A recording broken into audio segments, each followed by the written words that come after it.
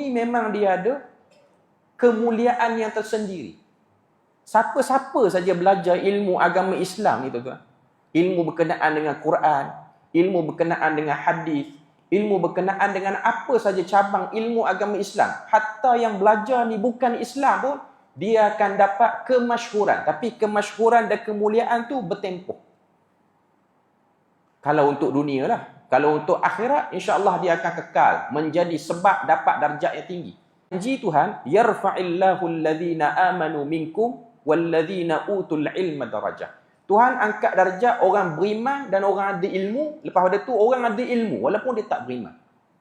Dua-dua akan dapat kenaikan darjat. Cuma orang beriman dan ada ilmu, darjat dia tinggi dunia, tinggi akhirat. Untuk orang yang berilmu sahaja tapi tak beriman, mungkin di dunia dia dimuliakan, tapi di akhirat dia tak ada. Bahkan dia dapat kehinaan atas sebab silapnya kecenderungan dia belajar ilmu tu.